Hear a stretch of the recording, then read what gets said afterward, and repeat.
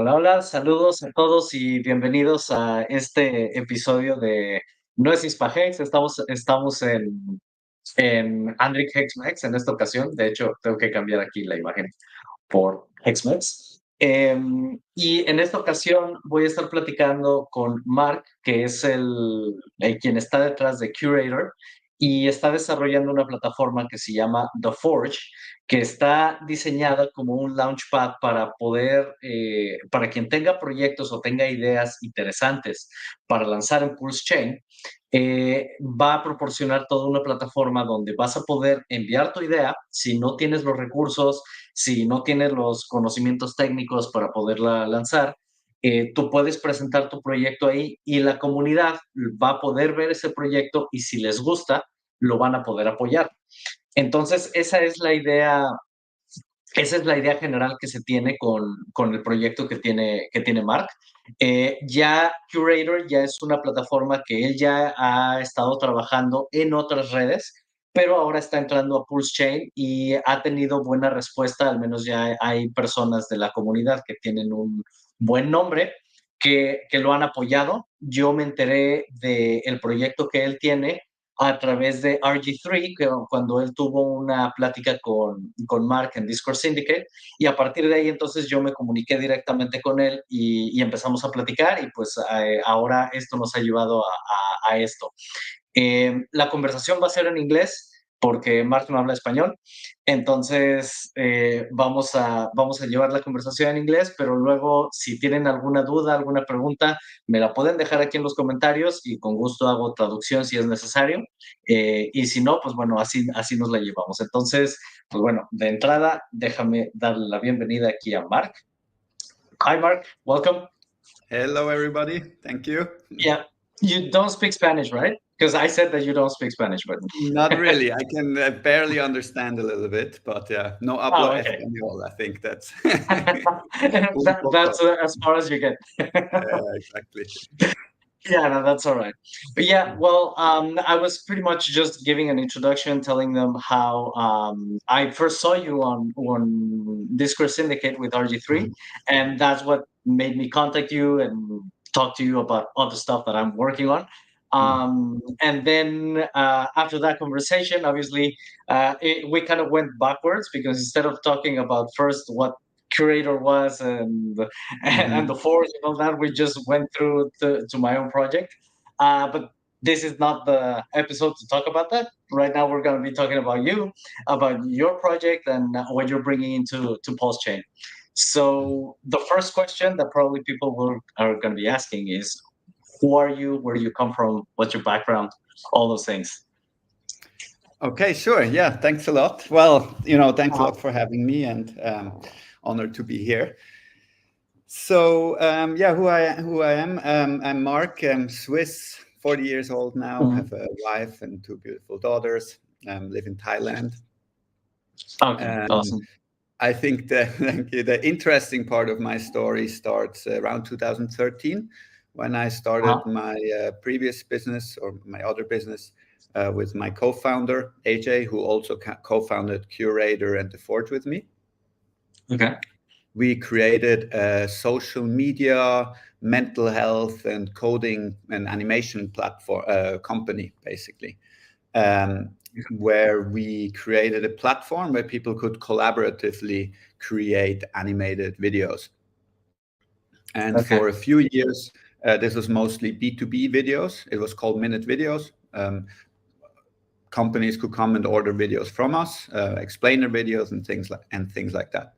And then after about 3 years, like 2015, 2016, we were starting to create some of our own mental health videos, because we all were very passionate about mental health, and put them on YouTube. And then over the next few years, this became very, very popular, so much that we stopped producing videos for companies, or only very selectively.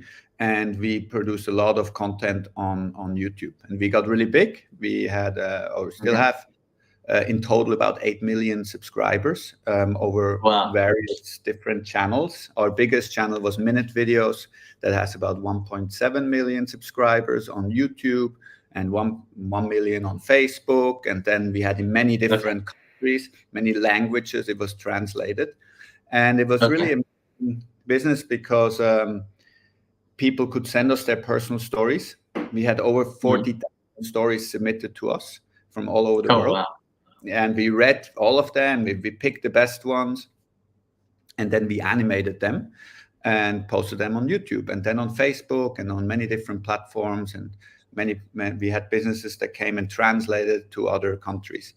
So that became very popular. We had maybe about 2 billion organic views, and just many videos. And are those still online? Are those still accessible? Yes, you can go on to a Minute Videos YouTube channel and watch them. That's the name. That's the name Minute of the Videos. channel? Yes, Minute Videos. Okay. Yes. Okay. One of our most popular video is called "Why You Shouldn't Fear Death." So it got very popular. Over 12 million views, I think. I'm not entirely sure how many, but yeah, it got very popular. The other channel I did with my friend is called Sprout Schools, and that also has 1 million+ subscribers, and it's explainer videos about how teachers should teach. So it's an educational thing. Oh, okay, awesome. So yeah, I learned a lot about YouTube, but around 2019, 2020, 2021, we started to get censored quite heavily on YouTube and on Facebook, and it kind of started everywhere. And it basically got to the point where we had to decide, well, either we're going to change our content so much that we didn't like it anymore, we just produce videos to make money, basically, about bad content, and we didn't want to do that, so we started to look for the alternatives. And crypto was kind of one place to look, for more uncensored content and things like that. Okay, and so you were already in crypto by then, in 2019? I first got really excited about crypto, Bitcoin, around 2013, maybe, with my teams were coders, and we talked a lot about it, and we created videos that explained it, maybe 2016, that kind of time. So I was always kind of, as a hobbyist, kind of interested in it. But around 2020, 2021, we were then hired by several bigger blockchain companies to create videos for them because of our expertise. Yeah. So that expertise in video production and storytelling, and also kind of my technical understanding. Simplifying information so that in 1 minute could be understood. So you knew. Yes. Originally it was 1 minute. We then, on the YouTube channel, it became more like 10, 15 minutes sometimes. But originally it was 1 minute. And so we made videos for Polkadot. We made a lot of videos for a project called CoinWeb. They're the only cross-chain layer 2 that I know of. So it's very interesting technology. We worked for a year with them. I got a heavy crash course from these very technical guys about how the blockchain technology works and all that. It's very, very technical. The main architect, he was the former lead developer of Google Meet. Oh, wow. So he's a very super smart guy, and he actually patched a lot of the early Bitcoin code in 2009. In 2009, so he submitted several patches to fix Bitcoin. So I really learned a lot from him, how the actual individual nodes work and all that stuff. And we created animations for it, 3D animations. So it was very cool. And as we were doing that, a lot of ideas came together that we had been working on since our censorship, since we experienced that censorship. We always thought about a better way to curate content, to rate content. Originally videos, we were like, well, how can it be a YouTube that doesn't have this censorship, doesn't have these algorithms that create so much or force people to make really bad content? And we wanted to do basically a human curated platform where the community would rate and review and upvote videos. But as soon as you have that and people get paid for that, then of course they want to abuse it in some kind of way, right? Yes. So it's a very difficult thread to go through. Exactly. So we've been developing these prototypes. So the first Curator was actually a prototype for sharing, rating, and reviewing movies. So we created that prototype where people would share movies with each other, and then they would get tokens for that. They have to lock them up and things like that. Okay. But as we got really involved with crypto, then we had this idea saying, well, you know, maybe we can adapt this for crypto. And instead of rating movies, you're actually rating crypto coins and upvoting and reviewing crypto coins, because we saw that massive problem there was, you know. Yeah, and the scams are rampant everywhere. The scams are rampant. Yeah, so you need to have a place where you can actually trust that what you're looking at is trustworthy. Because otherwise, like it's so difficult, and especially crypto is the Wild West. Like it's so difficult. Like I would say 9 out of 10 are scams. Of new things that come out are just scams. So it's very difficult to navigate that. Exactly. Okay. So we then decided we want to do that, and for about 9 months we developed it kind of by ourselves. And then early last year, around January, we were ready to kind of launch or soft launch a beta kind of version. So we did that, and we got a lot of interest. A lot of analysts came on board. A lot of people supported, started reviewing everything completely organically. We didn't spend any money on advertising or anything. And then for the whole of 2023, we started growing slowly. We went from 5 analysts to 60, almost 70 analysts on the platform. No one is paid to review anything, or how does it work? I mean, they get tokens, and the token isn't live yet, but so they're hoping to get paid at some point from the token, right? So if we can get successful, but no one really gets paid. Everybody really believes in the project, that it's very important. They're passionate about it. They're very passionate about it, and and they really had to kind of go through a lot, because the whole first year we had to tune the mechanisms a lot, because there were so many errors. Like the first thing we did was that people review projects, and then they would get tokens based on how many upvotes they get. So we know what is a good and what is a bad review. But then people didn't want to give out upvotes, because then they're basically giving tokens to the other people instead of themselves, Okay. Yeah. So that was the first problem. How do you fix that? How do you solve that? So we created what we call super upvotes. So we have regular upvotes and super upvotes. And the way it works is that basically for the whole week, we are giving out points. Actually, let me quickly show you that. It looks pretty cool on screen. So just coming from my story directly into the product. That's very good. I'm gonna share screen here. Entire screen. Okay, all right. You can see. Add it here. Wow! I'm on the wrong browser. Okay, well, give me 1 second here. All right. I'm on the wrong profile. I'll remove it and let me know when you're ready. Give me 1 second. Can I jump out for 1 minute or 20 seconds and jump in with I'm in the wrong login in my browser, so I need to quickly change it. That's all right. Give me 20 seconds. That's all right. Okay, I'm gonna jump out. So I'll remove you, and then you come back. I'll be back in a sec. Yeah, thank you. All right. Yeah, no problem. Sí, ahorita regresa, que tiene un problema técnico ahí, hizo login con un usuario diferente y no tiene acceso ahorita a la información que nos iba a mostrar. Ahorita regresa en un minuto, yo creo, máximo.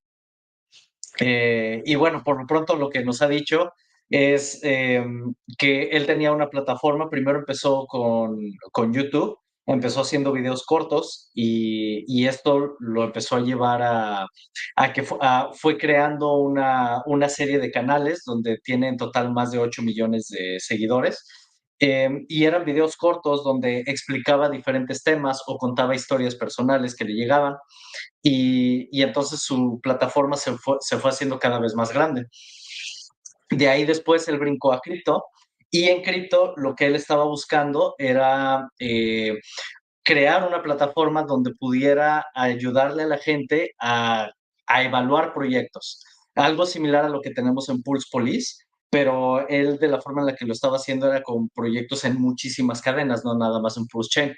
Y bueno, ahorita nos va a mostrar cómo fue evolucionando ese proyecto, que es lo que es Curator.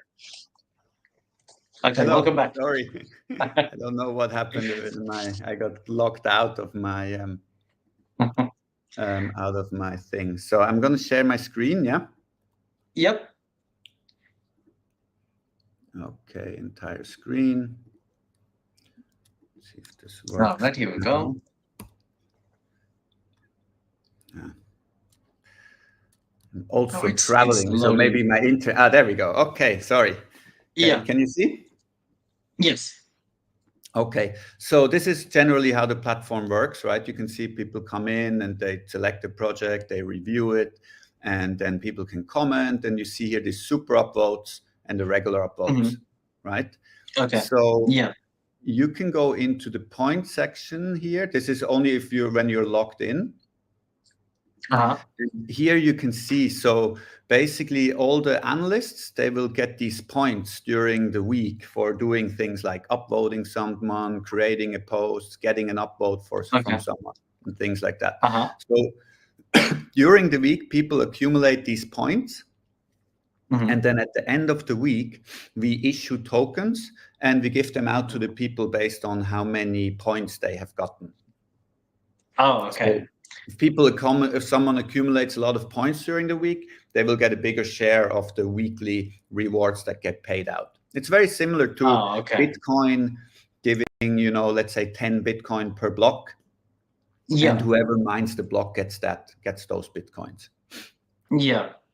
Okay. So I'm gonna stop sharing. So that is sort of like the reputation kind of way of having your users create their own reputation by reviewing things. Sometimes this happens. Yes. Okay, we're back. I think it's probably your internet, right? I can hear you. Yeah, I could still hear you. Yeah, because sometimes it happens. Yeah, so what I was saying is pretty much this is the way that your users create their own reputation by reviewing things, and then if those reviews are considered useful, then that's how they get the big upvote, or what was the name of it? Like super upvote? Super upvote, yes, exactly. Yeah, so that's how we validate the information. And what's what we then implement, so this was just the first step. And the difference is now that people would only get a certain amount, a limited amount of these super upvotes.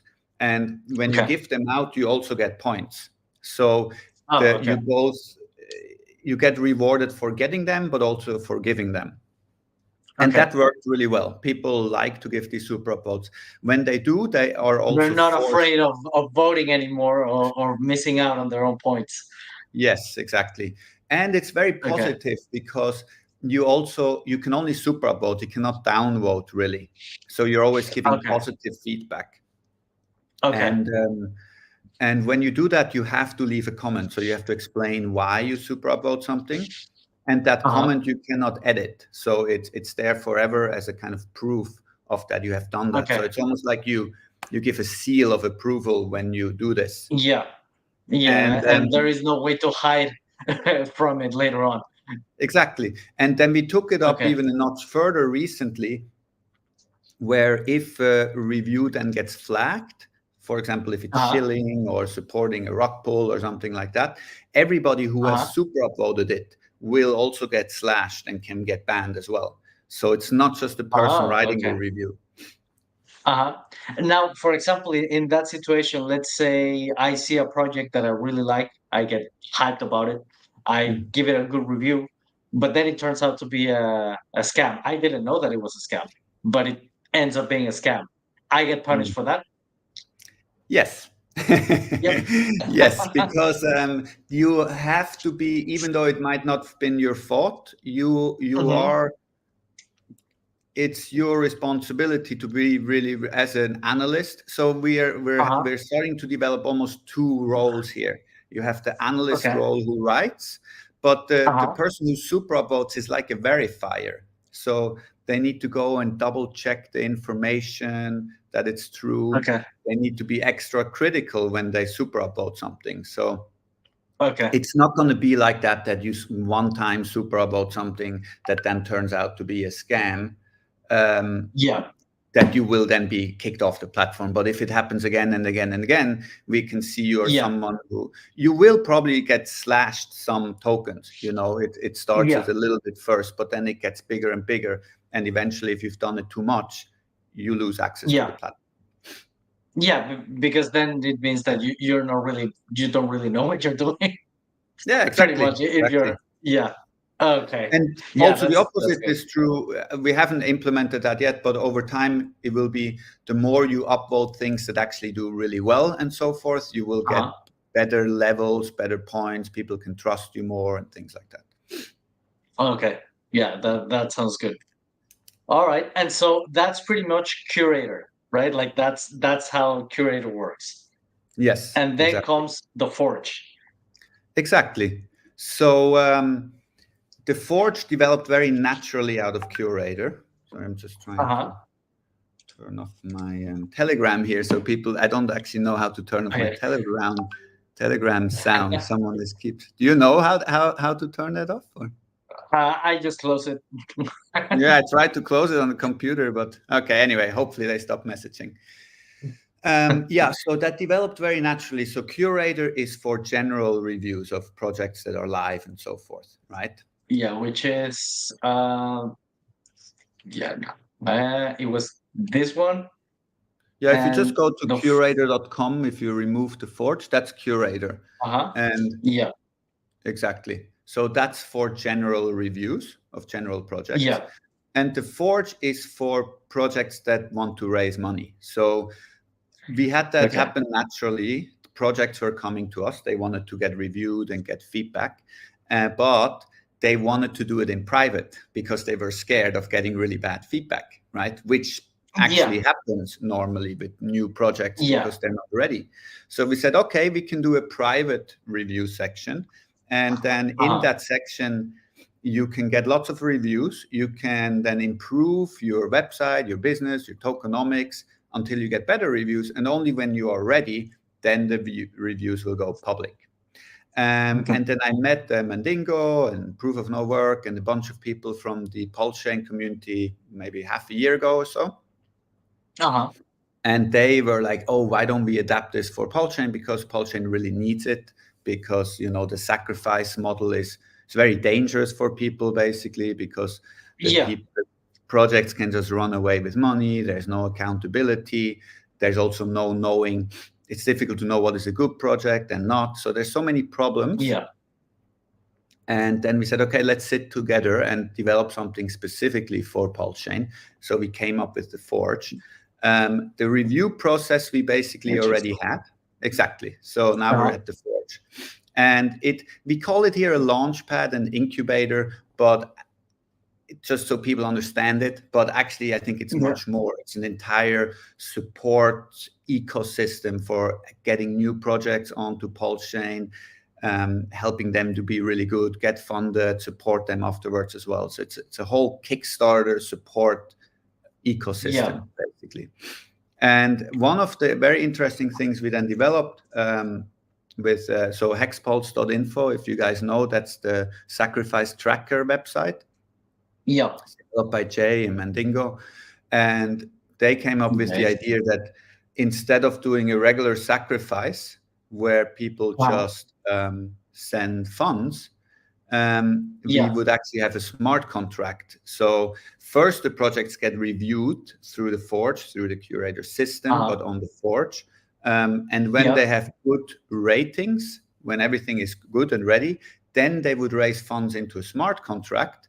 So the projects cannot just run away with the money. And that smart contract will only release the funds over time as the project achieves its milestones.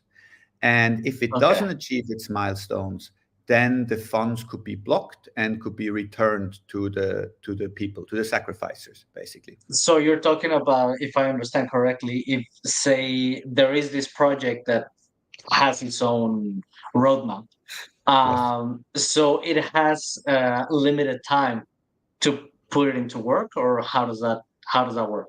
Well, there's obviously going to be a lot of, yes, in essence, it's true, but of course, there's going to be leeway. So the project, so the way it works is first it goes through these reviews, and our analysts will review it. And anyone in the community can become an analyst on the Forge and start reviewing the project. And now the project, before it starts raising funds, will create a fundraising plan and a business plan. And it says, okay, in 1 year, in 2 months, we want to achieve this. In 2 months, we want to achieve more and more and more. So when they raise that in the smart contract, they have to put that time as their milestones. Okay. So let's say they want to raise $100,000 for. So I set my own rules on how I want to develop the project. Pretty much is how it works. And the contract will just enforce those rules that I just said. Yes. But it's kind of an optimistic contract. You know what it means, the optimistic rule? Or no. Basically, it's the optimistic bridges, when you bridge funds from one chain to another, is you can. The point is, it will just release the funds within that given time. But if someone comes and says no, then the funds will be blocked. Does that make sense? Yeah. So. So the way it works is that the project basically has to set up its plan and its rules and its time-based. And then the analysts will review that plan. And they say, oh, I think this makes sense. This is good, right? So we give it 5 stars or something. And then if it has a 5-star plan and it implements that in the smart contract, then the fundraising should go pretty fast, because the project has been reviewed, everyone agrees, the money goes in there. Now, if the project doesn't deliver on time, but they're very active, that people can see that they're working on it. Maybe they just let them release the funds. Maybe that's okay because they're very communicative. And maybe there's an option where they can actually delay the funds, where they can push back the thing, the roadmap. That will also be okay. But now the third option is that the project just doesn't do anything. They don't communicate, no one's listening. And that's where the funds then can be blocked. And this is where the NFTs that we're selling now comes in. So this process should be decentralized. The entire Forge is decentralized. And that's why it's not us that goes and blocks the funds for projects. It's those NFT holders. So the way it works is we mint 5,555 NFTs. And actually, if you go to the Forge page, then you can see kind of how they look. Yeah, exactly. So those are the NFTs. Yes. So there's 5,555 of them. And those guys can connect to the smart contract with the NFTs and vote to block a project's funds.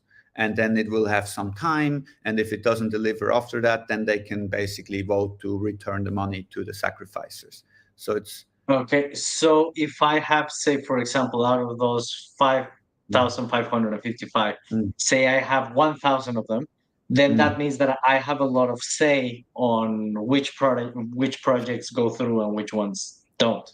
That is true. That is true. But to buy 1,000, you'll have to put on quite a bit of money. So It's just like a hypothetical. Yes, exactly. That's how it works. But so the more NFTs you have, then the more authority you have in the system. The more authority you have, yes, but you're also getting rewarded. So projects that come through the Forge, they can offer a percentage of their tokens to the Forge to get activity, to get the community to review them and support them. And the percentage of those tokens will be given to the NFT holders. So equally amongst all the NFTs. So if you hold 1,000 of the NFTs, then you will roughly get about 20% of those allocation of those tokens. And And this is how the incentive structure is important, right? As an NFT holder, you technically don't really need to do much. You can just hold the NFT, and then you will get a percentage of all the tokens from all the projects that come through, which is amazing, right? Yeah. That's great. But here the incentive structure is important. So your only incentive is for these projects to do well, for the Forge to do well. Because if the Forge has a lot of good projects that make a lot of money, then more projects come through, more stuff gets funded, and you get more valuable tokens. But if you allow for there to be scams on the Forge, then projects will not come anymore, people will not finance them anymore, and ultimately you will not get any valuable tokens, and your NFTs will become worthless. So your incentive as an NFT holder is to make sure there's no scams on the platform, because you get a share of all the tokens. And that's why you just need to exercise your governance right. When you see, oh, there's someone stealing the money, I go and vote that they cannot take the money. Yeah. Okay. That's one part that you do. Now, the other part that you do as NFT holders is in the due diligence section, where in the review section where projects first come through, we have analysts and we have investors who can write reviews and who can super upvote the reviews. And if you can see that an analyst there is basically bribed by a project to write good reviews for bad projects, and you can see investors upvoting these reviews, you can vote to slash all of them, and you can vote to remove them all from the system. Okay. And what's the percentage that needs to upvote or downvote or whatever so that a decision is actually made? For removing someone? Say, for example, I see something that looks fishy, right? Yeah. I don't like it, so I vote so that he's put away, right? Yeah. But say I'm 1 out of, I don't know, 10, and the other 9 don't agree. So, like, what's the percentage that actually makes it happen? We will probably just start with majority vote, but these figures will have to see and adjust over time what actually makes sense. There will be probably some different. We'll basically have to write a constitution about this, which we haven't yet. There will be different types of things. Maybe to ban an analyst entirely, you might need a 60-70% vote or something like that. Maybe to slash them, you only need less. So these rules will be decided kind of as we go and as we see what works and what doesn't work. And if, for example, an analyst has its own NFTs, right? Because they will have their own NFTs. Yes. And if you slash them, what happens to those NFTs? Do they still have authority on the system, or? Yes, because we're not slashing the NFTs. So if you buy the NFTs, you get the NFTs and everything that comes with it. But you're also going to get pure tokens, which is the tokens of the platform, right? Yeah. And these tokens, you will get them about for a year, airdropped every month. And you need these tokens. You need to lock up these tokens to become analysts. And you need to lock them up to become investors in the Launchpad section, which is pretty standard. You need to lock up tokens so you can invest in projects. So when you get slashed, it's those tokens that will get slashed. So as an analyst, you might have to lock up 10, 20, 30,000 Cure tokens, something like that. And those may get slashed and you might lose your analyst access. But of course, if you hold your NFT, you still have, you keep your NFT, and no one can take away your NFT. Yeah. Okay, now I understand. Okay, that makes sense. I need to start creating. I need to draw a little chart of all of this. Yeah, because there are like many variables, especially with these kind of systems. Because as you know, the project that I've been working on has a similar way of consensus, and creating or designing a system, consensus system is not easy, because there are so many variables and so many different things that can potentially happen and wreck everything. So yeah, like that's why I like to get into the minutia of that kind of thing, because I think that way. No, and this is something that we have developed over almost 2 years now, right? And we've been building it and developing. And a year ago, this has been, of course, much, much less developed. So a lot of these things we had to try out. We had to see what works, what doesn't work. It is very complicated. And the reason you kind of want to make it complicated, because part of decentralization and kind of democratic government and stuff is that you separate power. If you simply have, if we just said, oh, we just have NFTs that now decide anything, the projects who kind of go and bribe the NFT holders, right? Yes. But that's why we have the power separated over the analysts and over the investors and over the NFT holders. So you would actually have to bribe all three groups to get any kind of success. But in this way, there's no single group of people that you can bribe to basically, you know, make a scam happen. Because each group balances the other, so so that there is no abuse in the system. Exactly. If you have a bad project and you want to get good reviews, you would first have to bribe many analysts to write good reviews for you. And then comes the investors. So the investors, do you know how a regular Launchpad works, or should I explain a little? To a degree, but it's better if you explain it so that the people that are listening maybe very quick summary. Very quick summary is a project will come through and they might want to raise, let's say, $100,000, right? And the investors can provide that money, and they'll usually get tokens, or they can also get shares or different things in return, right? But on a long sacrifices are a little bit different. They're usually open-ended, right? You can throw as much money as you want in it, and then it creates a lot of problems because it inflates the supply, right? But regular projects are usually capped. They say, I'm just going to raise $100,000. And if you now have 2,000 people that want to invest, everyone can only get $100, right? So so the way Launchpads works is that you have to lock up tokens. And the more you lock up, the bigger your allocations will get. So in our case, it will be that the top 10 wallets that have the most cure, which you get if you buy the NFT. So basically, if you want to be a top 10 wallet, you need to own the biggest amount of NFTs, and you'll get the biggest amount of tokens from that. You can then lock up these tokens, and that will give you a bigger share. So you might be able to get 1,000 or 2,000 or whatever. It depends how much they raise. You'll get a bigger allocation that you can invest. Now, the important part is, the additional part, which is different in the Forge than any other Launchpad, is that by locking up these tokens, you're also going to get these super upvotes.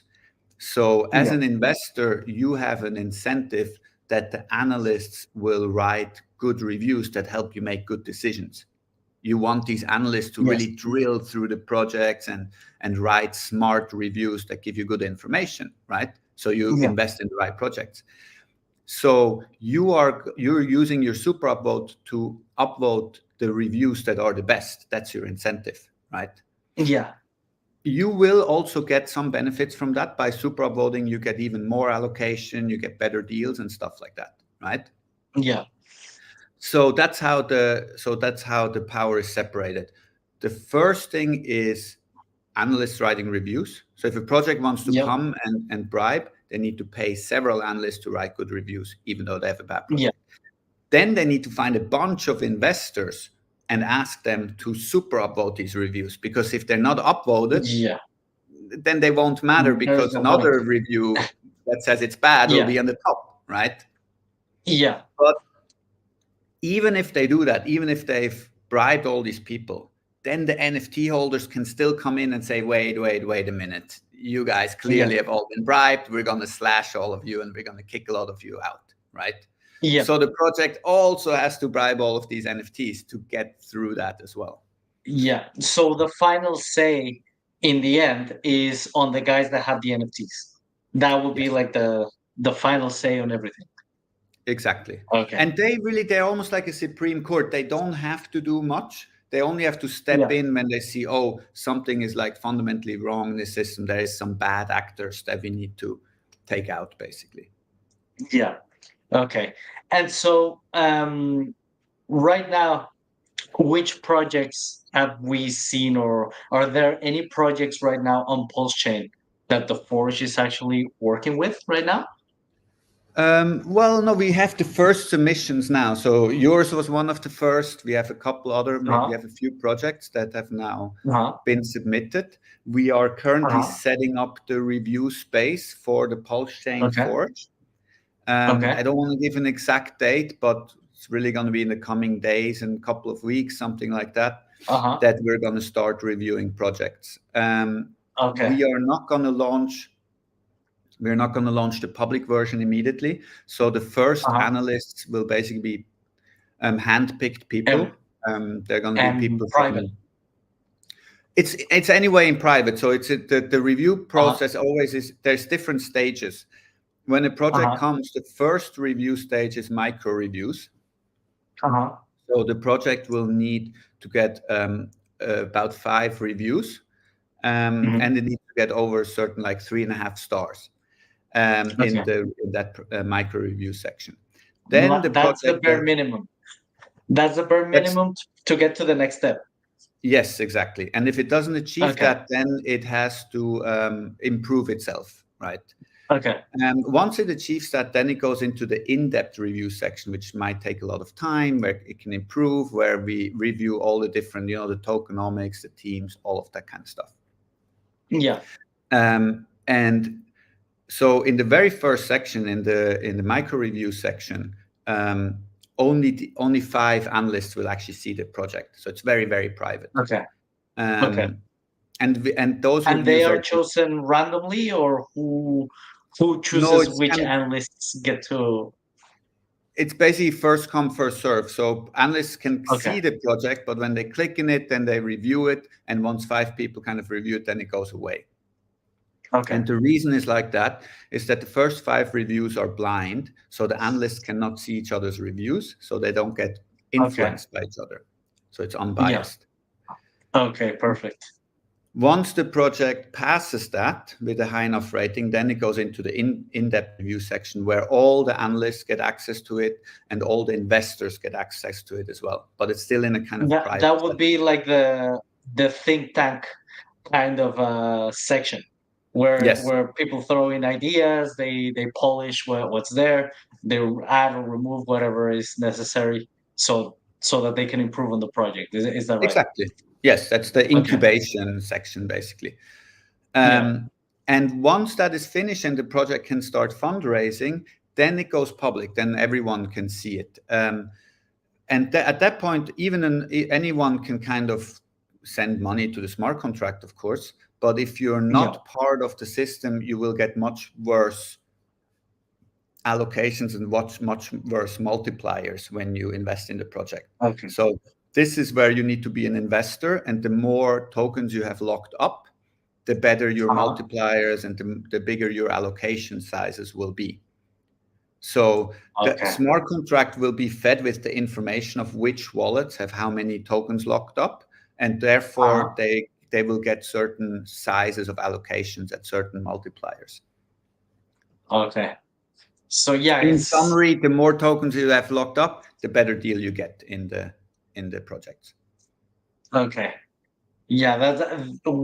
have to see it now in practice, because it's like I'm sort of like understanding like the broad idea, but I would like to see it in practice to understand it fully, how it works. But that sounds very interesting. Now, one thing that sort of worries me in the long run on this is what measures can you take so that it doesn't become like a gatekeeping community? You know what I mean? Like if you don't do things in the Forge, then you get rejected. You know what I mean? Like, do you understand where I'm going? It's a good question, but imagine you have 5 launch pads or something. And one of them is the Forge, and always great projects come out and they do really well. They don't rock pool, they give a lot of return. And all the other 4, they have rock pools, everybody runs away with the money, and everything is bad. This is an extreme example. I'm not saying that's how it's going to be. But if it was like that, it would be kind of natural that, yeah, of course, people are only going to invest if you go through the Forge because everything else is failing, right? Yeah, because pretty much the Forge will be giving them like the seal of approval, right? Like that would be the main thing. Like Yeah, that but project comes from the Forge, so it has the seal of approval. Yep, it's that, but it's also this is such a detailed process for reviewing and incubating and supporting projects. You have to be very, very good to pass through the process. So it's just much more likely that that process will lead to better quality projects that have a higher chance to succeed. So actually, the way we designed Forge is very open and there's no gatekeeping at all. So projects are voluntarily can use the different parts of the system. They can go through the review process. They don't have to use the smart contract to raise funds. They can say, I do a regular sacrifice, But probably they're going to get worse reviews because people are like, well, that's unsafe. Like, why wouldn't you use the smart contract? Right. Yeah. Now another question, because I see the table here where people can pretty much participate so that they can get their NFTs, right? Because this is pretty much, you said it's like about a year, I think, or how many days this is going to go through? The campaign, our NFT campaign. Yes. We're gonna try to sell it out as soon as possible. So let's see how long this goes. But we are gonna launch the Forge even if we don't sell out. So we might then just switch to a minting app.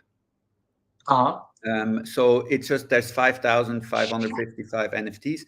1,000 of those we're actually gonna give out to just influential people on Pulse Chain.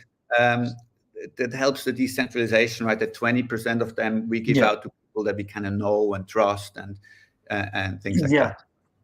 Because my question is, okay, once you've given away all those 5,555 NFTs, say 3 years from now, a new person comes into the community and they want to participate, but they don't have NFTs. What will be their options? Well, they can buy Cure tokens. So the tokens will be on the market, right? So to become an investor, you just need to buy Cure tokens. You don't need the NFT to become an investor, right? So you buy the Cure tokens. Right now, you cannot buy the Cure tokens. You can only buy the NFT, and you will get the tokens through the NFT. So that's right now the only way to get them. But in the future, in 3 years from now, those tokens will be on the market and people can come and buy them and then they can lock them up and then they can become investors on the platform. If they want to become analysts, same thing. They just have to buy some tokens. They will likely also have to lock up some HEX just to prove that they're part of the Pulse Chain ecosystem. So they lock those tokens up and then they can review projects. But so if somebody comes in and they want to participate in the community, they first need to pretty much buy their ticket to get into the community so that they can then start participating on it. There will probably be some already now. People can earn the tokens by reviewing projects on Curator. So there will probably be some way to earn them as well by doing different activities. But to get the NFT, there's only 5,555 ever. They're being sold now. Once they're sold out, the only way to get them is through the open market by buying it from someone else. Yeah, if somebody sells theirs. Yes, if someone sells. Yeah. Okay. Yeah, that sounds good. Let me see what else do we have here.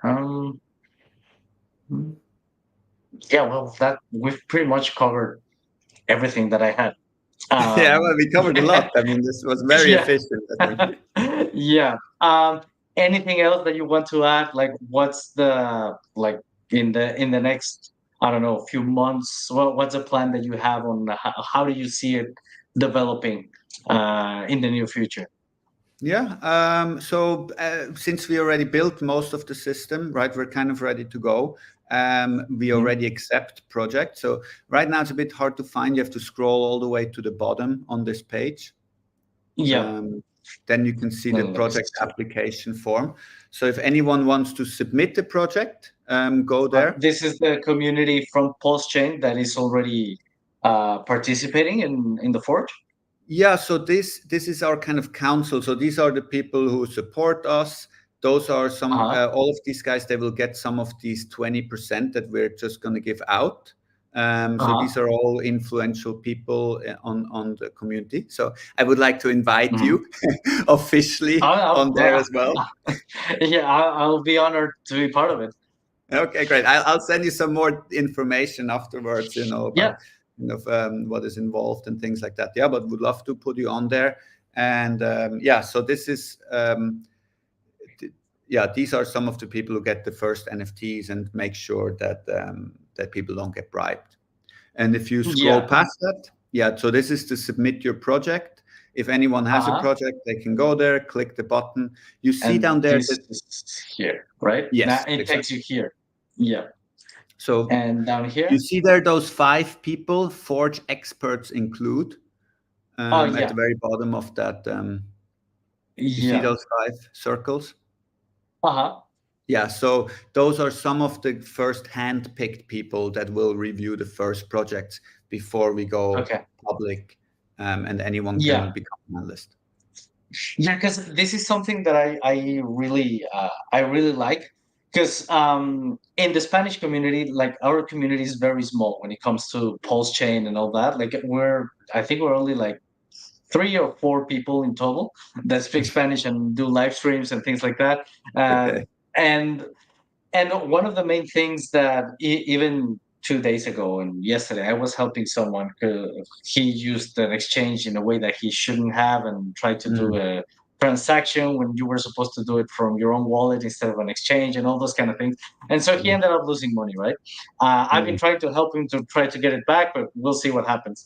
But one of the main things is that we focus especially on that, like trying to teach people how not to fall for scams, try to find the safest way to be in crypto so that they're not losing whatever amount they put in crypto, right?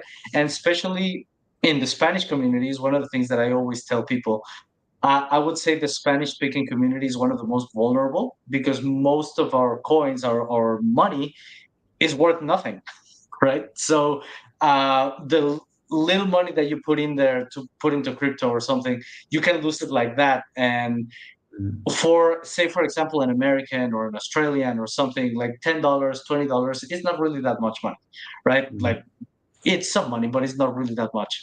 But that same amount of money in any part of Latin America is a lot of money, right? So that's one of the reasons why I'm always like trying to help people to make every peso count, right? Like every peso that you have, like try to make it count. Keep it safe, don't risk it, like all these things. So that is one of the main things that I really like about this whole concept, because it's amazing. Keeping people safe.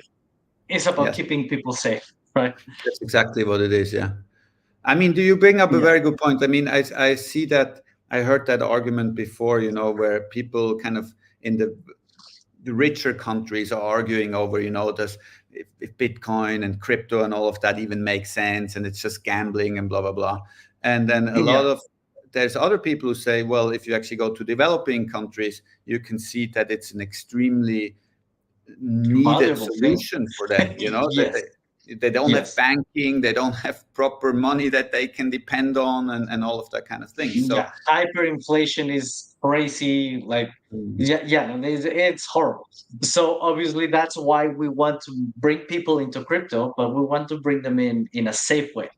So that they're not falling for so many different things. And even though you're telling them all the time, like, these are the things that you should avoid, these are the things that you should do, blah, blah, blah, they still fall for things. And you're like, like it's a big headache. Yeah, but well, maybe you can be our Spanish ambassador, you know, for both Curator and the Forge, you know, make sure we get a lot of on board. Yeah, I'll be happy to be part of that. Like that, as long as we can help people not get scammed and like save their money as much as they can. I'll be happy to help out. That is that's our mission. I mean, that's what it is. We want to make crypto safe. Yeah. And as you said before, you said 90%, which is, I saw this that Netflix documentary Bitcoin, and apparently they said, I think almost 90, I think 78% they said of ICOs in 2017 are estimated to be scams. So it really is that extremely high, right? Yeah. Yeah. And it's horrible. Even I have fallen for scams. Before I got into Hex and all that, like when I was learning about crypto, I thought that crypto was having money in your exchange. Obviously, that is completely wrong. That is not DeFi, right? Yes. And that is not really crypto. It is fake crypto. But I didn't know all that. It wasn't until I found Richard and I started learning from him that I was like, oh my God, like I got this completely wrong. And this guy actually like taught me what I needed to understand. And so that's why on my channel, on my YouTube channel, I used to teach people how to sell on Amazon and how to do different things. And then I just flipped everything to crypto. And my channel was one of the first ones that was talking about these things in Spanish, because there's a lot of content in English, but in Spanish there is very little. Fortunately, now we have more people starting to talk about these things, but still, it's not a big community. It's not very big. So you're the Spanish Richard Heart. I wish. Like I only have his background. Amazing. No, but that's fantastic. So I think we're very aligned with our purpose. So yeah, whatever we can do to spread both Curator and the Forge in the Spanish community, that would be amazing. And especially now, with ChatGPT and all of that, it actually is quite easy for people to translate reviews back and forth. We can invite your community to become analysts on the platform. Maybe we'll have to do a different stream where we can actually go through the details, what people need to know, so they can review and give feedback and read reviews and all of these things. Yeah, no, that would be awesome. That would be awesome. Like I'm short on time because of my work and family and all these things. Like that's why we do it at this time. But yeah, whenever I have the opportunity, I'll be happy to be part of it. That's amazing. So one thing, we actually have a campaign coming up with Curator, not with the Forge. We have a partnership with the WOW Summit. It's a crypto summit. Okay.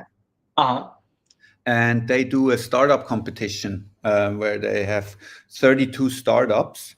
They are sending us, and our community will review them. And then there will be a ranking. And the top 10 of them will then go to the startup competition in the summit in Hong Kong. Okay. So maybe I can send you some more information, and we can invite some of your community members to sign up and help review these projects. That will actually give them a chance to earn some Cure before the launch, and that will allow them to participate in the Forge by earning their way into it rather than buying it in. No, that sounds great. Yeah, well, send me all that information and I will spread it in the Spanish community. I'll try to send you by tomorrow. Maybe it comes a little bit later, but we'll have to see when I can. Yeah, no, that's all right. No rush. But yeah, I'm happy to help out with all that. That's amazing. I look for a lot of more Spaniards in Curator and the Forge. It's going to be great. Yeah. We have our community is not huge. Especially when it comes to people that actually like do live streams and videos and things like that. The most constant ones, I would say, were like probably 4 or 5 max. But we have a lot of people in the community that they're in the Telegram groups, they're on Twitter, they participate, they just don't like to to create content. But yeah, I'll be happy to just spread the word and see if anyone wants to jump in. Yeah, maybe you can go on the stream with the other guys and say everything in Spanish, Yeah. That wouldn't be a problem as long as time allows me to. Sure. I'll be happy to do it. Fantastic. Well, this was great. I don't know if there's anything else that you want to add before we close. No, I think that's it. I mean, of course, if people have questions, they can come into our Telegram. which I guess maybe we can put in the description of this video. Yes, let me see. I think I have it here. I can quickly send you our links, basically. Yeah, I have it here, the curator chat. Okay. Yeah. So yeah, if we can just put the curator Telegram into the description and the link to the Forge NFT sale, that would be amazing. That's the chat room for curator on Telegram, and that's then the one. let me just and let me just share Forge.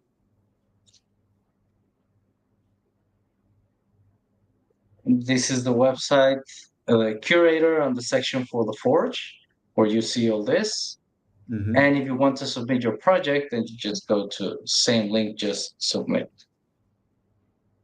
Exactly. Which is this one here. All right. Well, we'll keep in touch. I really like what this whole thing is about, and yeah, just come in. Awesome. Thank you so much. Yeah, then we'll be in touch. Again, thank you so much for having me, for listening to the entire thing, and hopefully we speak again soon. All right. Well, so I'm just gonna close it down with you, and I'm just gonna finish in Spanish to finish up with I'll keep watching. I'll watch the Spanish version of it. Thank you so much. All right. Bye. Not a problem. Thank you for being here. See ya.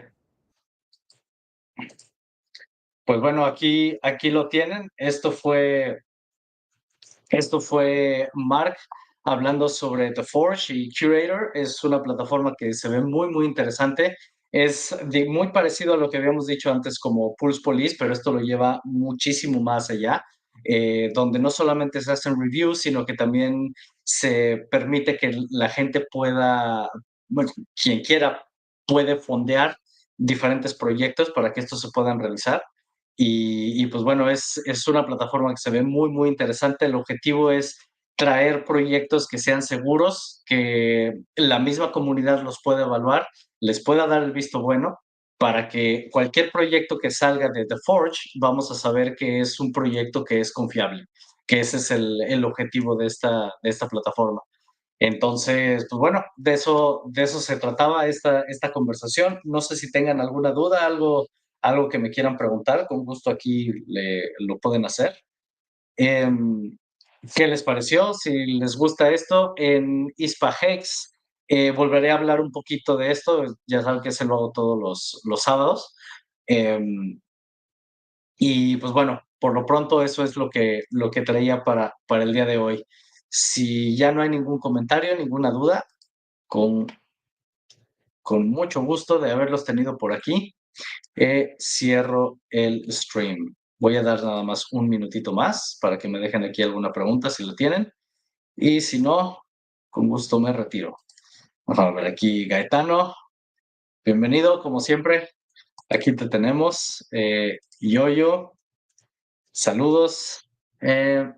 José Martínez, que también no nos fallas aquí.